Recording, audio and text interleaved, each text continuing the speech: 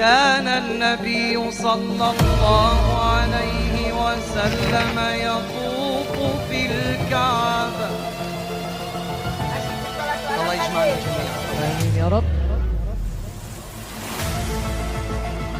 فرأى أعرابيا يطوف بها ويقول يا كريم ورحمة الله وبركاته. فقال النبي صلوا على النبي. بسم الله الرحمن الرحيم. الحمد لله رب العالمين. وبه نستعين على أمور الدنيا والدين. والصلاة والسلام على سيد المرسلين وعلى آله وأصحابه ومن تبعهم بإحسان إلى يوم الدين. قالوا سبحانك لا علم لنا إلا ما علمتنا إنك أنت العليم الحكيم. لا حول ولا قوة إلا بالله العلي العظيم. وقال رب اشرح لي صدري ويسر لي أمري واحلل عقدة من لساني يفقهوا قولي. أما بعد حضرatan mukarram sama-sama kita muliakan memperhormat diri kita bersama selaku pimpinan Majelis Taklim Masdarul Barakah guru kita bersama Al-Ustaz Ahmad Dandi. Mudah-mudahan senantiasa Allah panjangkan umurnya dalam keadaan taat beribadah kepada Allah Subhanahu wa taala sehingga bisa mendidik anak-anak Majelis Taklim Masdarul Barakah istiqomah menuju ke dalam Allah Subhanahu wa taala. Juga guru kita bersama Akhifullah, guru kita bersama yang tadi baru saja nyampaikan ilmu berupa akhlak. Guru kita bersama Al-Ustaz Ahmad Rizki Fadilah. Mudah-mudahan senantiasa Allah panjangkan umurnya, Allah sehatkan jasmani dan rohaninya, Allah istiqomahkan dalam berdakwahnya, dan juga mudah-mudahan apa yang beliau sampaikan ilmunya manfaat bagi kita di dunia maupun di akhirat. Dan juga terkhusus yang dari saudara Bang Zidan, mudah-mudahan saudara Bang Zidan beserta keluarga yang alhamdulillah malam hari ini sudah menyelenggarakan tempatnya, rela secara relawan menyelenggarakan tempatnya, menyediakan ketersediaan semuanya. Mudah-mudahan apa yang disediakan, apa yang dikeluarkan semua diganjar oleh Allah Subhanahu wa taala, dibalas dengan sebaik-baiknya balasan. Bismillahirrahmanirrahim. Alhamdulillah, alhamdulillah hadirin wal hadirat hadir malam hari yang istiqomah terus setiap malam Sabtu hadir Majelis Taklim Masdarul Barakah. Alhamdulillah ini pantun kita susuri ini malam ini kita masih diizinkan oleh Allah Subhanahu wa taala mendapatkan nur cahaya keimanan kepada Allah Subhanahu wa taala hingga detik hari sehingga Allah berikan kita nikmat iman, nikmat sehat wal afiat, nikmat Islam, nikmat sehat afiat. Alhamdulillah berkat karunia Allah, berkat pertolongan Allah Subhanahu wa taala. Alhamdulillah malam hari ini kita masih diberikan ditambahkan bercahaya untuk kita hadir di majelis taklim yang insya Allah diberkahi oleh Allah Subhanahu wa taala sesuai namanya Masdarul Barakah. Mudah-mudahan kumpulnya kita malam hari ini merupakan pertanda Allah ridha sama kita, Allah ampunin dosa-dosa kita, Allah sayang sama kita, Allah nanti pandang kita di hari kiamat dengan pandangan kasih sayang, dengan rahmat Allah Subhanahu wa taala. Amin ya rabbal alamin. Hadirin wal hadirat jemaah Majelis Taklim Masdarul Barakah yang insyaallah dirahmati Allah Subhanahu wa taala. Alhamdulillah malam hari ini kita kenal yang namanya Islam. Kita kenal yang namanya Islam. Yang mana Islam ini mengatur segala aspek kehidupan manusia. dari berbagai macam kegiatan-kegiatan manusia. Islam mengatur على النبي berbagai Islam mengatur. وقال له Kenapa Islam mengatur perdagangan? Supaya pelaku-pelaku pedagang itu berakhlak يقرضك السلام karimah. ويقول لك Biar قل yang di لهذا pasar pedagang الأعرابي timbangan. أيظن إن Wailul قال يا mutaffifin. كريم Biar yang di أننا pasar لا yang نحاسبه sama timbangannya. Islam berbicara perdagangan. والله Nggak sampai di situ. Islam mengatur segala aspek kehidupan. Islam mengatur tata cara berumah لو tangga. حاسبني Bagaimana ربي tata cara berumah tangga? لأحاسبن Bagaimana menjadi قال seorang له ibu? النبي Bagaimana menjadi وكيف seorang ibu? تحاسب Bagaimana ربك mendidik يا anak-anak? أخا العرب Islam قال من mengatur. حاسبني على Gimana ذنب mendidik anak? Islam حاسبته mengatur. على مغفرة Gimana cara وإن mempelajari حاسبني ini? Islam على تقصيري Jadi suami حاسبته gimana?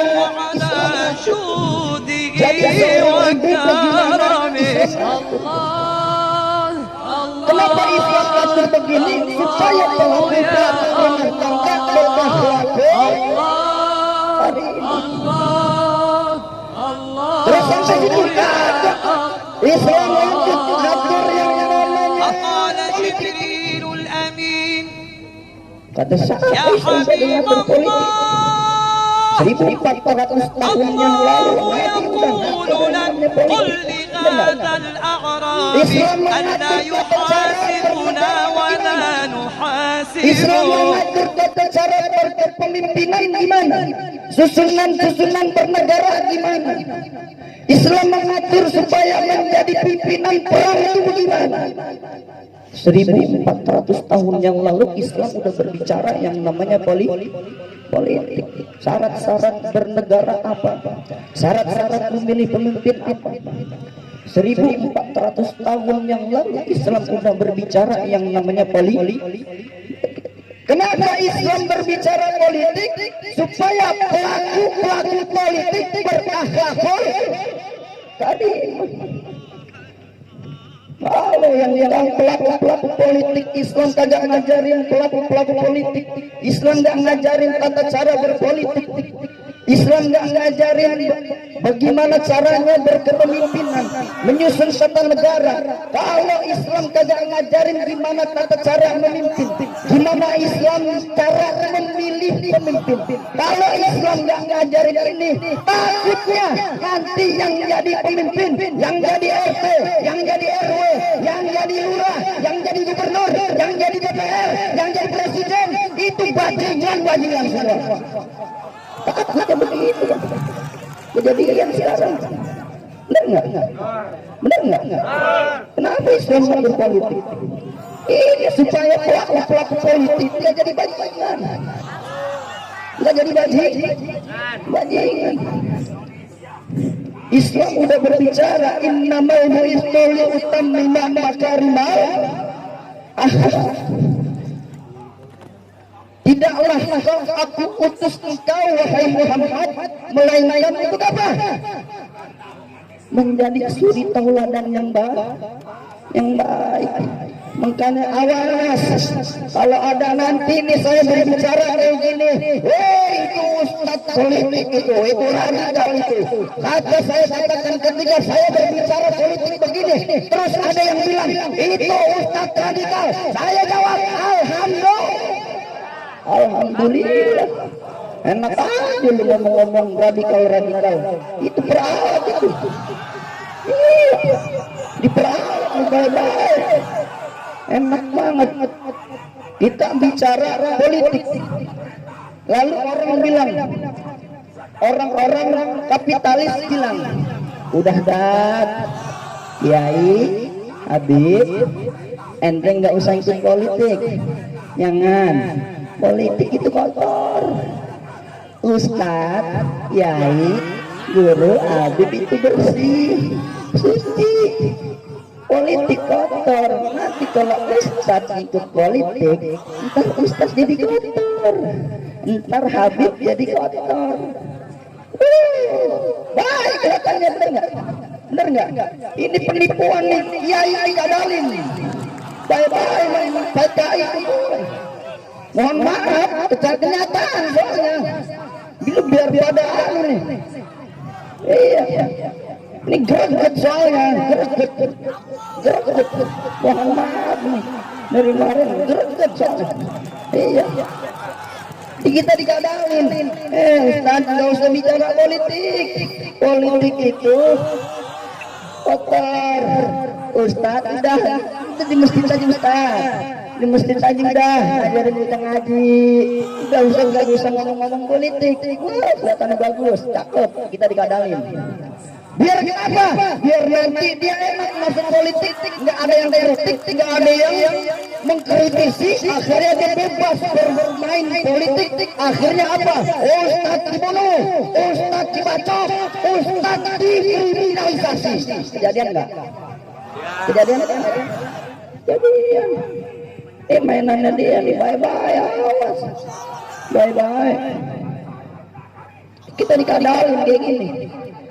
Dia masuk bilang Ustaz jangan ikut politik, akhirnya dia yang main politik. Ini si bajingan-bajingan yang main politik.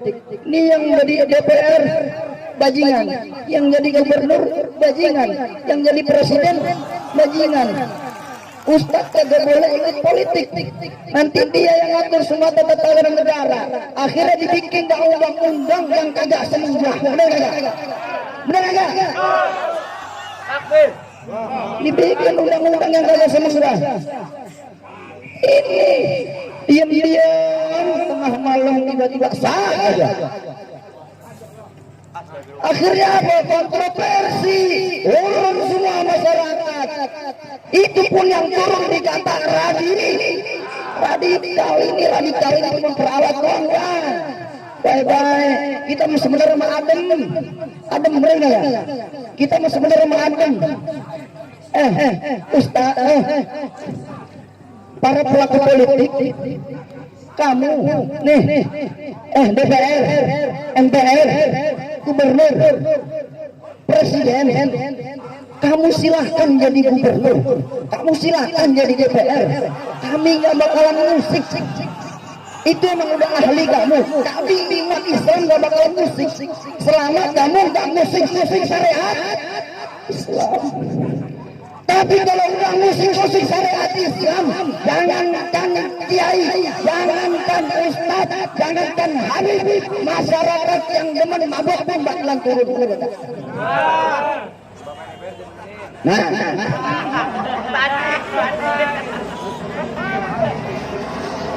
Cuman ini yang menjadi pelajaran bakal kita. Ini butuh introspeksi bagi kita. Introspeksi bagi kita. Makanya ini kenapa Islam mengatur tata cara politik supaya negara, wilayah, kampung itu menjadi baldatun thayyibatun wa rabbun, supaya negara aman, tentram, damai. Itu makanya Islam ngatur yang namanya politik. Cuman Quran juga udah ngomong, kalau kita udah ingkar dari ini, negara udah aman, negara udah tentram, tapi ingkar. Allah bilang lagi dalam Quran, kalau Allah pengen ngancurin suatu bangsa, Allah pengen ngancurin suatu bangsa gampang. Allah bikin tuh orang-orang yang bergelimpangan kemewahan, yang banyak hartanya, yang semestinya itu hartanya dibelanjakan untuk Allah,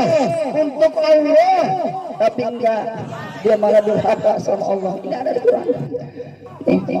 Quran udah ngomong, ini ayat politik, jangan bilang Islam kalian ngatur politik, ini ayat politik. Itu kata Allah. Allah bikin dia yang bergelimpangan kemewahan, dia seharusnya membelanjakannya di jalan Allah, membantu yang masyarakat miskin, masyarakat kecil, tapi apa? Dia durhaka. Dia bergelimpangan kemewahan, dia tertipu sama kekayaannya, akhirnya apa? Dia maksiat. Dia maksiat. Makanya Allah kalau menghancurin bangsa gampang. Itu DPR-nya yang kaya, MPR-nya yang kaya, gubernurnya yang kaya, presidennya yang kaya. Itu hartanya buat hancurin rakyat. Oh, itu ada ukuran. Ada. Ini ayat politik. Ayat politik. Jangan bilang Islam kalau ngatur politik. Ngatur Islam. Itu dibikin nih. Allah bikin. Orang-orang yang kaya, orang-orang yang bergelimpangan kemewahan. Buat apa? Buat merestu rakyatnya, diinjak-injak rakyatnya. Yang kaya pada peduli sama yang miskin. Maka apa? Hancur bangsa. Kejadian nggak sekarang? Kejadian nggak sekarang? Tendangan 4-6, tendangan yang merusak jaring, tendangan yang tanpa ampun, tendangan roket yang melukai hati, tendangan yang mengagetkan kita. Sana aqtallaha alihim sultanan zalim salisan yarfa yakhruju minad dunya bighairi iman. Nabi 1400 tahun yang lalu sudah berbicara politik. Akan datang suatu zaman yang mana nanti manusia bakalan lahir bahwa tidak betul fitnah yang mengatakan aksi 212 itu aksi makar, itu bohong. Tidak ada makar. Kalau kami makar 7 juta orang umat Islam itu lebih kumpul di Monas, kami menemui sana di lebih. Kalau kami mau makar, presiden hadir, kami bisa pegang presiden di situ. Keberkahan aksi 212 itu makar, presiden hadir, Menko Polhukam hadir, presiden hadir. Ini kalau berkah udah diangkat, naudzubillah, hidup nggak bakalan berkah, hidup udah nggak bakalan bahagia. Indonesia itu bergelimpangan kemewahan, tanahnya subur, kita lempar tuh singkong pun bakalan tumbuh. Tanahnya subur, emas ada di mana-mana, gunung ada di mana-mana, laut luas dengan segala kemewahannya, tapi Allah angkat keberkahannya. Allah angkat keberkahannya, maka udah Allah angkat keberkahannya, nggak ada kebahagiaan, nggak ada kesejahteraan. Sekarang kejadian ada. Kejadian Indonesia kaya enggak, saya tanya. Indonesia kaya enggak? Indonesia banyak enggak anuannya? Banyak ada banyak. Kaya, emas ada di mana-mana, Freeport. Ya, tanahnya subur, apa-apa ada di Indonesia. Makanya orang pada berebut. Indonesia kurang apa? Tapi lihat yang miskin banyak ada. Banyak enggak? Yang tertindas banyak enggak? Ini kejadian 1400 tahun yang lalu. Rasul sudah berbicara. Tuh Allah angkat keberkahannya, makanya enggak ngerasa puas. Yang DPR, yang MPR, yang penguasa, pejabat enggak ngerasa puas. Gaji udah puluhan juta. Iya, gaji ada puluhan juta. Cuman enggak ngerasa puas, berkahnya udah diangkat. Itu kalau orang udah berkah diangkat enggak bakal ngerasa puas. Gaji ada puluhan juta, tapi berkah Allah angkat, makanya nggak bakalan puas. Akhirnya apa? Korupsi. Ini pertanda kalau berkah udah diangkat.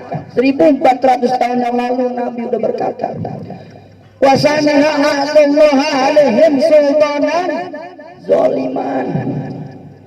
Yang kedua, Allah bakalan kasih kepada mereka apa? Pemimpin yang zalim, pemimpin yang zalim. Bukan ngayomin rakyatnya, bukan ngajak rakyatnya, bukan ngasih rakyatnya, tapi malah injek. Kejadian sekarang. Kejadian nggak sekarang? Bikin undang-undang semegah-megah. Sampai sekarang ini bahayanya nih orang nih suka muter-muter balik kali fakta. Ini katanya nih RUU, ini katanya ini hoax katanya. Sekarang pertanyaannya kalau emang hoax, masa iya ada ribuan mahasiswa, ribuan ulama itu nggak baca teliti? Nggak mungkin, benar nggak? Tidur.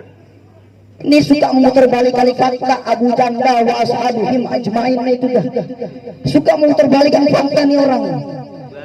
Iya, opini, menggiring opini supaya masyarakat itu.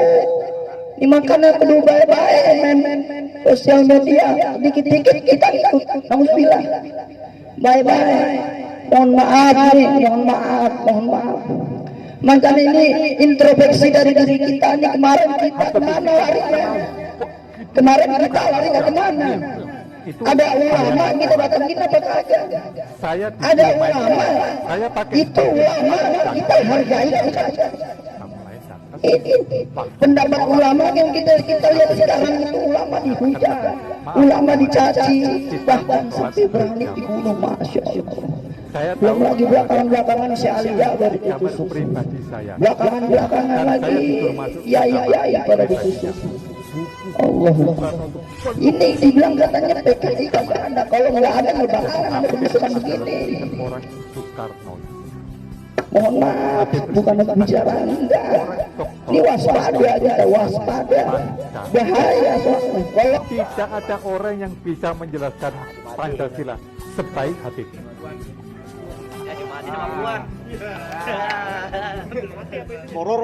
Kalian ini hai umat Islam akan dipimpin oleh orang-orang Puan nih matiin.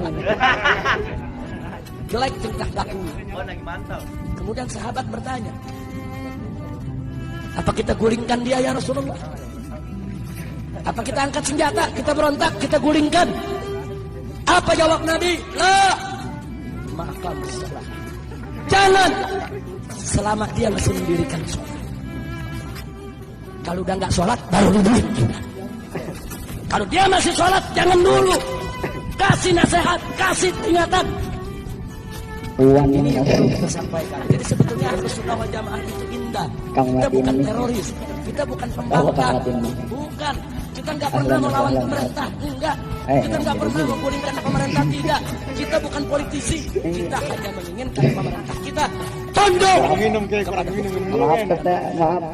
Maaf, ini biar kayak begitu anak muda ini kan. Soalnya emang nabiati subhan amrul ummah wa fi ikdamiha hayatah. Perkara suatu bangsa itu ada di tangan pemuda. Ada di tangan pemuda. Ini ada di genggamannya pemuda. Kalau pemudanya baik, pemudanya ngikut majelis-majelis, pemudanya ngikutin ulama, maka bangsa ini bakalan baik. Bakalan baik. Inna fiyati subhan amrul ummah wa fi ikdamiha hayatah. Maka mohon maaf ya, mohon maaf minta waktunya ini dan mohon maaf. Minta lebih dikit dah. Biasanya pan 10 menit paling ya. Ini ada lebih dikit dah. 12 enggak apa-apa. Iya, lebih dikit dah. Waktu diizinkan ya.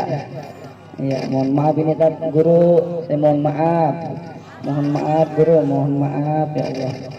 Ya, nah lanjut tadi sampai mana yang kedua ya. Iya.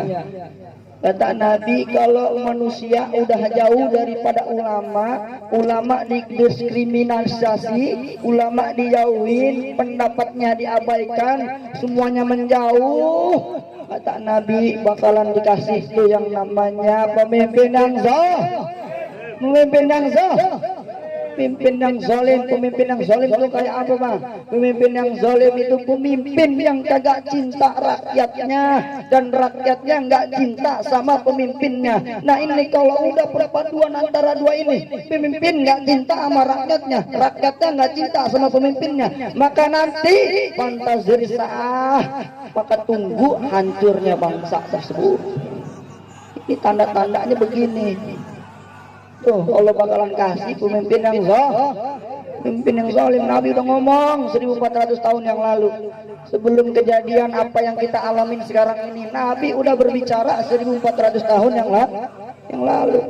Yang ketiga, nauzubillah, Nauzubillah summa nauzubillah yakhruju minad dunya bighairi iman, keluar daripada dunia tanpa membawa iman, artinya mati tidak membawa iman. Nauzubillah summa nauzubillah.